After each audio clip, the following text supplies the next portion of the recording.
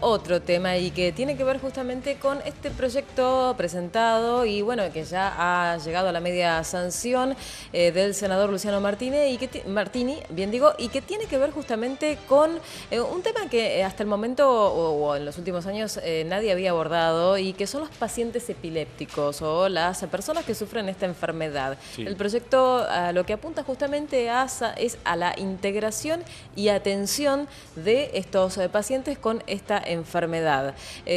Alcanzó media sanción y nosotros nos queremos interiorizar justamente con relación a ¿por qué es necesario que haya un proyecto o una legislación referida a la atención y también a a evitar la discriminación de este tipo de pacientes? Para eso estamos aquí con el doctor Luis Pedersoli, él es neurocirujano y él es el titular de la Cátedra de Neurología de la Facultad de Ciencias Médicas de aquí de la ciudad de La Plata. Tuvo la amabilidad de venir en piso. ¿Cómo le va? ¿Qué tal, ¿Bien? Luis? Bueno, buenas noches, muchas Gracias gracias por la invitación. Ante todo, aclaro, no soy neurocirujano, soy neurólogo. Hice la residencia de neurocirugía, Bien, pero bueno, bien. no ese es el tema que nos convoca. Bien, doctor, ¿le interesa compartir la nota en la cual justamente Martini, el senador del Frente para la Victoria, justamente cuenta la necesidad de la declaración de este proyecto y después Con ya todo comenzamos gusto. a hablar con usted? Bien, compartimos el Vamos a verlo. Es un día para festejar, porque le dimos media sanción por unanimidad, con el apoyo de todos los bloques políticos, a una ley integral de protección a los más de 80.000 bonaerenses que padecen esta enfermedad, uno cada 200 personas, y que es una ley de protección integral, que viene de alguna manera a tomar los objetivos de la Ley Nacional 25404, que es la Ley Nacional de Epilepsia. La provincia de Buenos Aires tiene un programa de epilepsia denominado PROEPI, pero estaba sin una ley que empodera a los ciudadanos, genera obligaciones al Estado. Todos conocemos a alguien que tiene o padece esta enfermedad, que queden estigmatizados, discriminados.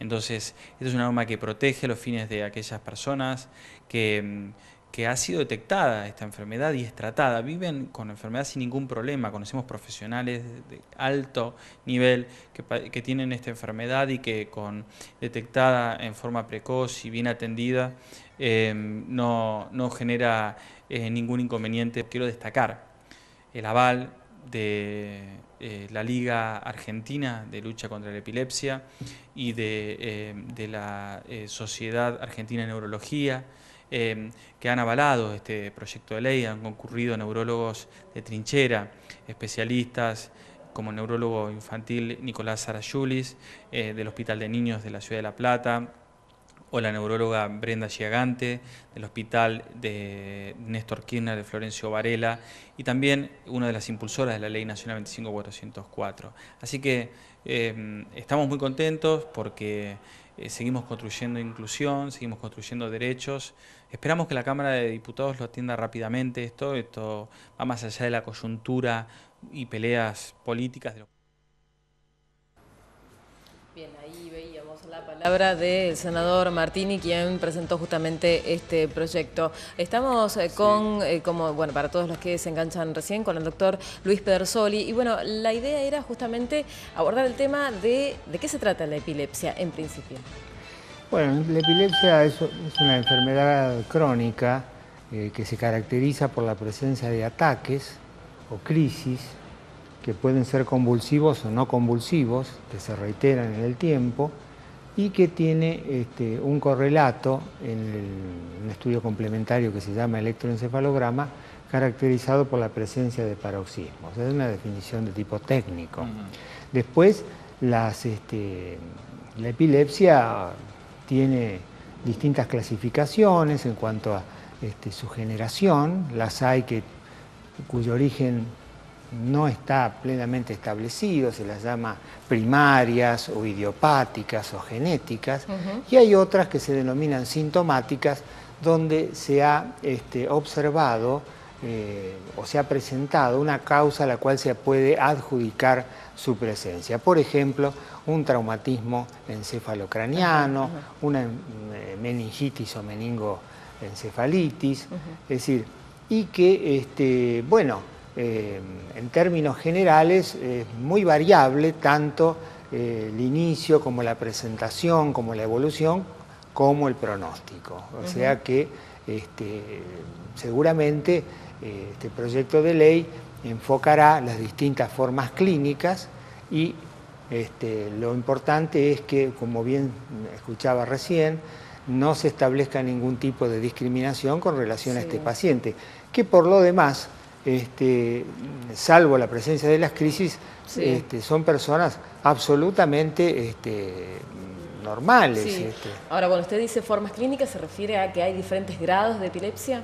Bueno, más que nada me refiero a que, por ejemplo, insisto, están las epilepsias primarias. Voy a dar un ejemplo, una no convulsiva, como las ausencias, a veces en los chicos en edad escolar primaria, que se desconectan brevemente del entorno y a los cuales se les diagnostica la presencia de una epilepsia de ausencias. Esos no tienen ninguna convulsión. Claro. Y la enorme mayoría se cura, insisto, con el tratamiento oportuno. Sí. Después hay otras que son las más famosas en el sentido de la espectacularidad de los ataques, llamadas crisis tónico-clónica generalizadas, donde el paciente se pone duro, se sacude y que la espuma por la boca y que aprieta los dientes, todo eso. Bueno, depende, si es una epilepsia primaria, con el tratamiento adecuado puede evolucionar también adecuadamente, ¿no es cierto? Y nada se dice en este caso acerca de que tenga un deterioro del cociente intelectual ni ninguna otra minusvalía. A mí lo que me llamaba la atención justamente de este proyecto es la parte del sesgo discriminatorio que se les puede aplicar a estas personas, cuando en realidad, por lo que usted cuenta, son personas que justamente no tienen ninguna disminución en cuanto a sus habilidades ni físicas ni psíquicas. No. Lo que ha habido siempre, bueno, desde tiempos inmemoriales, epilepsia, es el paciente tomado desde arriba, o sea, es poseído, endemoniado, ¿no? Hipócrates fue el primero, o uno de los primeros, en decir que no era una enfermedad distinta a otras que había en ese momento, y que en el caso de la epilepsia el problema estaba en el cerebro, ¿cierto? También están las citas bíblicas, etcétera. Pero siempre se ha tenido, digamos, esa impresión, o ha estado flotando un poco esa idea de endemoniado, pero más allá de eso también está el otro hecho, porque un paciente epiléptico, por ejemplo, ¿podrá conducir vehículos? ¿Podrá practicar deportes? ¿Podrá estar en situaciones que puedan significar un riesgo para sí o para terceros? Eso es muy variable. Y de acuerdo al tipo de epilepsia, tal cual. Usted recién hablaba de la presencia o de la aparición y los distintos casos. Es importante saber, digamos, cómo se puede detectar, digamos, si uno tiene alguna posibilidad de hacerlo, o si se detecta sintomáticamente, digamos, a medida que se van viendo algunos de los síntomas. Sí.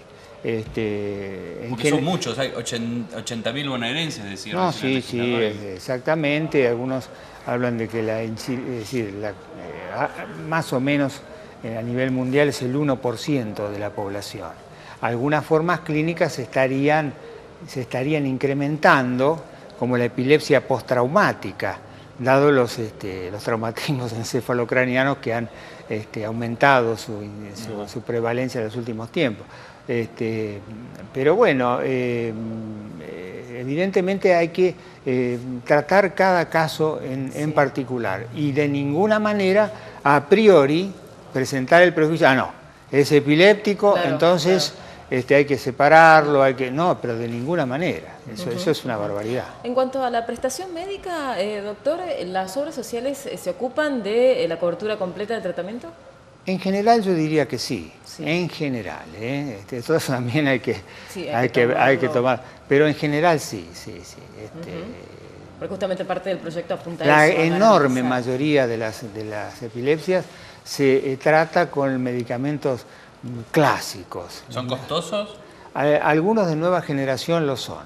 lo son. Pero insisto... ¿Ha mejorado la medicina con respecto a la epilepsia? Sí, el tratamiento ha mejorado, el tratamiento farmacológico, o sea, el tratamiento lo podemos dividir en varios tipos.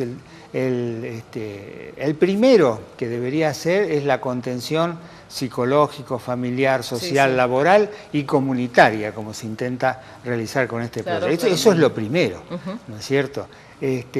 O simultáneamente con la farmacoterapia, que ha proporcionado últimamente medicamentos que ayudan a controlar crisis que antes eran de más difícil control. Después tenemos la epilepsia, el tratamiento quirúrgico de la epilepsia, eso quise decir, que para casos muy seleccionados, no para cualquier tipo de epilepsia, cuando han fracasado otro tipo de terapias, puede también dar resultados muy alentadores. Y también para casos en que no pueden ser abordados por la cirugía, está un tratamiento que no es nuevo de ninguna manera, que es la dieta cetogénica.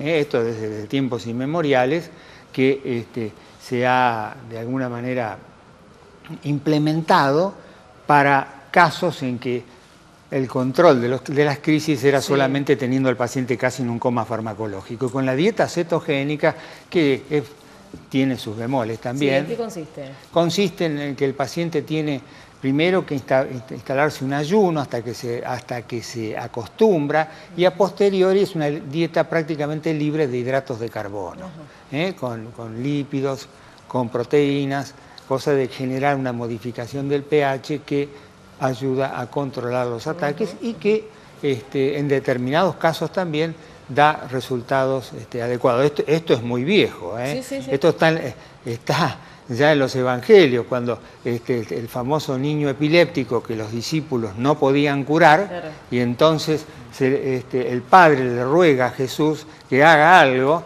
entonces lo cura, vienen después los discípulos y le preguntan, ¿pero cómo hiciste? Y dice, pero lo que pasa es que ustedes no saben que esta es la única forma, la única enfermedad que se cura con oración, y atención con esto, y ayuno. Ya estaba rondando en ese momento aquel concepto que probablemente venía ya de épocas hipocráticas, ¿no es cierto? Claro, una gran preocupación médica, digamos, de la primera época, ¿no? Tiempos históricos. Sí, sin duda, sí. Ahora, doctor, ¿ha tenido usted algún caso, ha tomado conocimiento por referencia quizá de otro médico, de algún caso de un paciente discriminado en la órbita laboral por padecer epilepsia? Sí. Pero esto también hay que... A ver, un paciente epiléptico que fue epiléptico postraumático, no tenía ningún antecedente, tuvo un golpe en la cabeza, comenzó a presentar ataques, y bueno, después fueron controlados, y bueno, ya en su profesión de chofer fue dejado de lado, ¿no es cierto? O por ejemplo, una epilepsia que todavía no está controlada, practicar deportes como la natación puede ser peligroso. Pero en ese caso, ¿la empresa no tiene cierta obligación con relación a su empleado? Y tendría. De reubicarlo. Quizás no al frente del volante. Bueno, esto más allá de la neurología, no le quepa duda que debería ser así. Por eso hay que implementar una ley que ampare esta buena intención que podemos tener con algo a lo que se pueda apelar. Doctor, más allá de lo traumático, que recién explicaba muy bien, que puede llegar a generarlo con el tiempo, digamos, que puede llegar a surgir con el tiempo esto, ¿en qué edad más o menos pueden llegar a presentarse estos síntomas? ¿O puede llegar la epilepsia? Sí. Más de los 2/3 se presentan desde nacimiento hasta los 20 años aproximadamente. Por eso nosotros lo vemos la gran mayoría en el hospital de niños. Si la epilepsia se trata en gran parte en el hospital de niños. Como recién mencionaba allí el senador, al doctor Sari Julis, que está con nosotros en el hospital, bueno, es ahí donde se ve la gran mayoría de los niños. En los niños y ya adolescentes. Ya en los más viejos, por decirlo de alguna manera, está la parte cerebrovascular, los tumores y otra serie de Claro, cosas. pero no es tan común, digamos, que sea que un paciente, que una persona que a los 30 años se le empiece a detectar que tiene síntomas de epiléptico sin que le haya ocurrido algo. Claro, entonces cuando empieza ahí ya hay que pensar en una epilepsia secundaria, secundaria a raíz a tal de algo, cosa. digamos. Sí, Bien, sí, sí. bien. Está muy bien. ¿Y qué medidas podemos tomar si desconocemos que una persona tiene epilepsia y lo vemos convulsionando y podemos asociar con Bueno, la enfermedad? en primera instancia, si está dentro de nuestra posibilidad, de evitar que se lastime.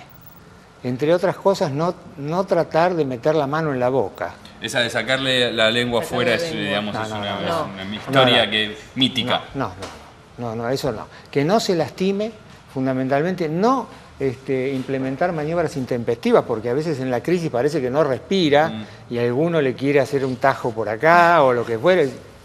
Lo hemos visto. Sí, imagino. No, porque también, nuevamente, la enorme mayoría, ya repetí muy veces eso, la mayoría es la mayoría, Sí. será enorme, pequeña, lo que Claro, fuere, claro. es una redundancia. ¿cierto?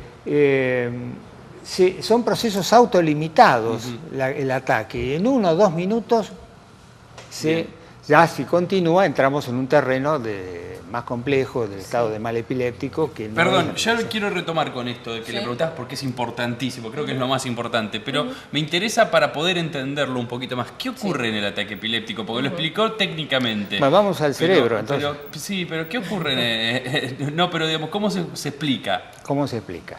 Primero, la causa última de la epilepsia en realidad no se conoce, se habla de lo genético. En la membrana de un grupo de neuronas que se enferma, con interrogante, se produce lo que se llama un cambio paroxístico de despolarización, un potencial eléctrico gigante que depende del área donde se encuentra, va a producir o los movimientos, las sacudidas. Es electricidad, digamos. Es electricidad, exactamente. ¿No? Entonces, depende de dónde Pero la esté. persona no tiene un cambio en esto que usted decía, no deja de respirar, no es como un ataque de, no sé, una alergia que se le pueda llegar a cerrar la garganta. No. Son los músculos eventualmente los que se contraen como consecuencia de la descarga del sistema nervioso, ¿no es cierto?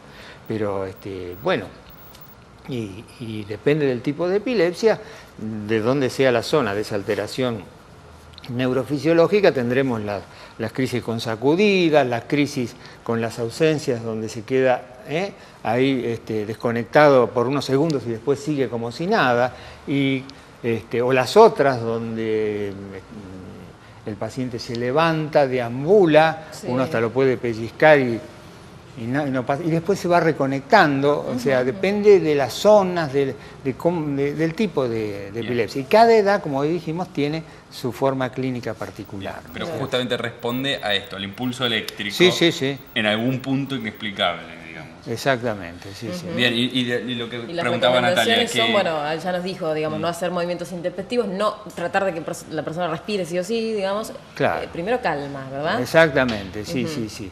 Y es un proceso generalmente autolimitado.